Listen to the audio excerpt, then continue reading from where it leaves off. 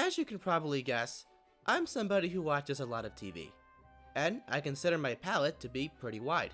I like plenty of live action stuff, but I'm also a huge fan of animation. I've watched plenty of both kids and adult shows across a number of genres, and as you could probably also guess, I'm a heck of a lot more analytical than your average viewer, which means that I never hesitate to point out flaws in a series that I otherwise love. And that's exactly what I'm doing here with this video. I'm gonna look at a handful of my absolute favorite shows and highlight aspects of them that I really do not like. What's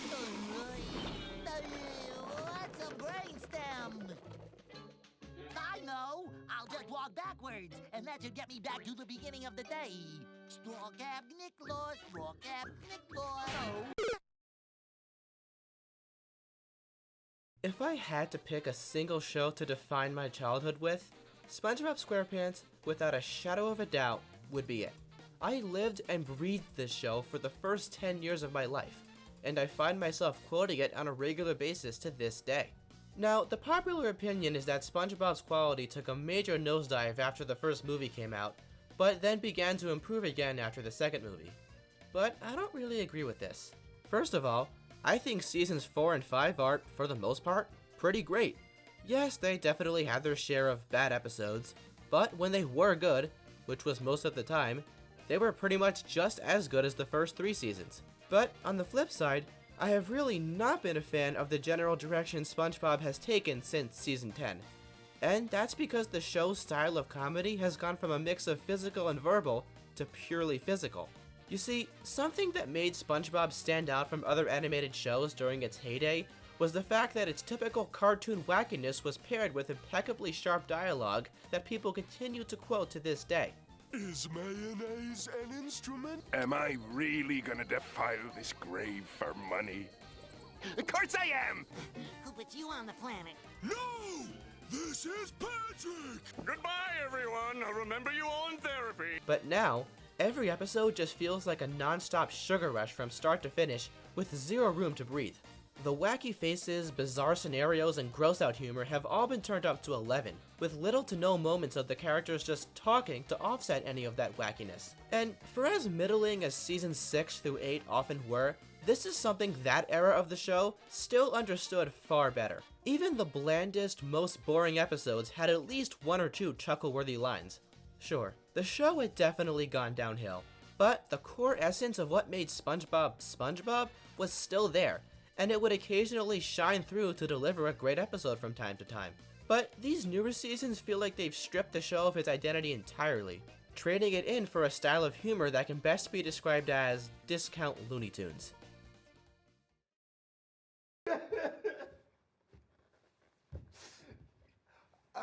You can't just sit here and cry. Oh, I can't so just sit here and cry! The Office is one of the most influential comedies of the past 15 years. While not the very first of its kind, it definitely can be largely credited with popularizing the subgenre of low-key, shaky-cam, mockumentary-style sitcoms. But the series definitely had some trouble staying afloat after the departure of Steve Carell's Michael Scott. There were some very questionable choices from the writers during the final 2 seasons, such as the introduction of unlikable new characters like Nellie, Clark, and Robert California, the whole saga with Pam and Brian the cameraman, and most egregiously, the transformation of Andy Bernard from lovable doofus to insufferable egomaniac. When Andy was first introduced, he definitely had the potential to be completely unlikable. After all, he was a pampered Ivy League guy prone to the occasional temper tantrum. But Ed Helms managed to play the character in a way that made him endearing, and he ended up having great chemistry with the rest of the cast. But then he got promoted to manager and all that went out the window. Now, to be fair, his character didn't immediately go south at that point, and his status as manager actually did allow for a fun new dynamic at first. But this didn't last long. Now, his frustration at being booted from the position because Nellie sat at his desk for a few days was definitely understandable. But it's when he becomes manager again that he's morphed into the obnoxious, petty man-child that he'd managed to avoid being up to this point. Look, I don't care for Nellie either, but blocking her ability to adopt a child out of pure spite? That's another level of messed up. He also starts treating Erin like garbage, which is just really sad to watch after how cute their dynamic originally was. After episodes and episodes of dancing around their feelings for each other, they finally get together for what appears to be for good towards the end of Season 8. And what happens next? Andy ditches her on a dime to go on a boat trip for 3 months, not even asking her to come with him, wrecking their relationship all over again, and making the 3-season-long build-up of this romance feel like a complete waste of time. While Andy did ultimately land on his feet by the finale, it was still very unpleasant to watch one of my favorite Office characters slowly but surely get completely run into the ground.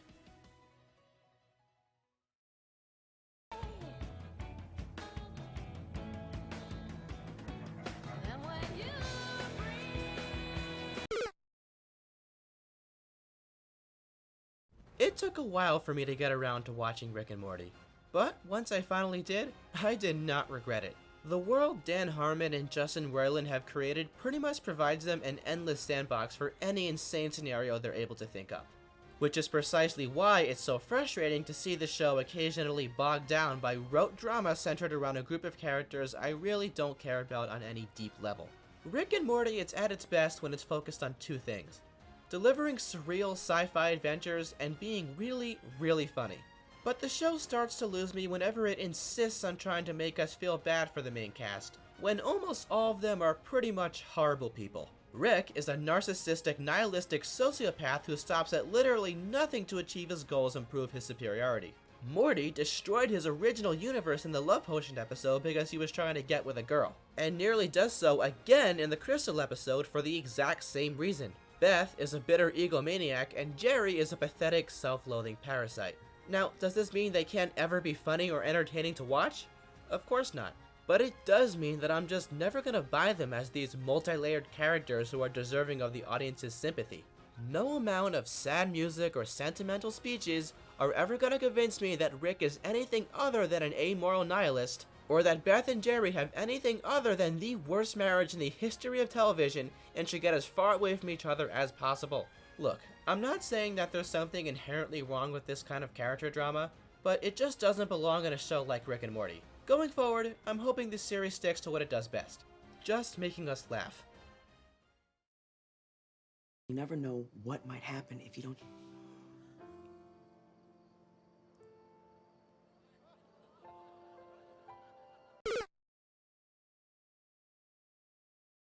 Just like many, many other people my age, I grew up watching iCarly. I've come back to it time and time again over the years, and to this day, it holds up incredibly well. Much like Drake and Josh on Zoe 101 before it, iCarly proved that it is in fact possible for a sitcom to be kid-friendly and still have great writing, great acting, and characters who feel like real, believable people instead of hollow projections of what network execs think kids are like. And I'm surprisingly optimistic about the upcoming revival, because the creators made the very wise choice of having it be aimed squarely at people who grew up with the original, instead of young children who were never going to care about it in the first place. But for as good as iCarly was, it wasn't without its issues. The most glaring of which being the infamous SETI saga. The episode IOMG ends with the cliffhanger of Sam kissing Freddy. And then, for the next not 1, not 2, but 4 episodes, the storyline of their romance completely takes over the show. Sam has always been one of the more problematic aspects of iCarly. She manages to be likable most of the time, but every now and then, her treatment of Freddy will cross the line from playful teasing to cruel bullying. And the two certainly never made any sense as a couple.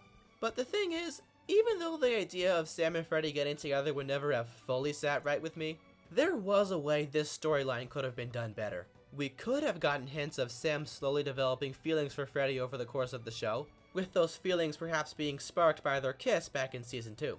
But no. In IOMG, she just, out of nowhere, starts wanting to be around Freddy all the time. So when does she say she started to like him?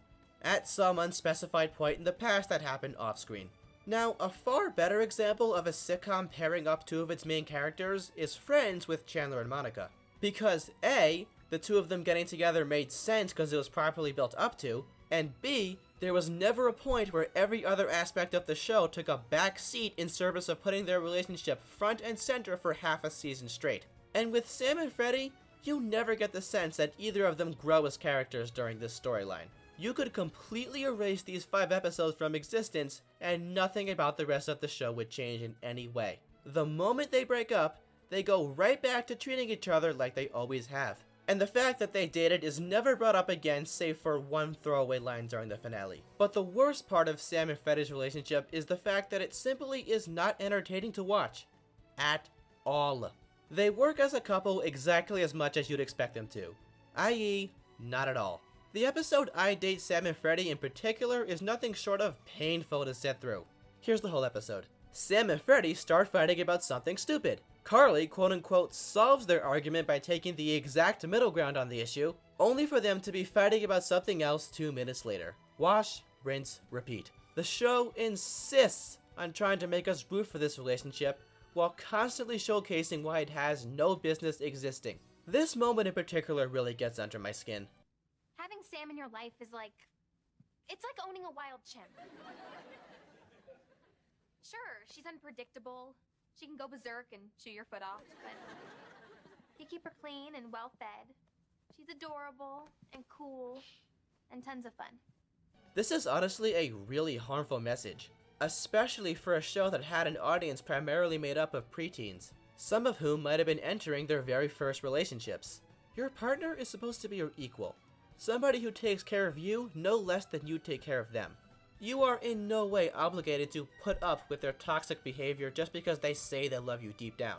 Now, was there literally nothing about these 5 episodes I enjoyed? No.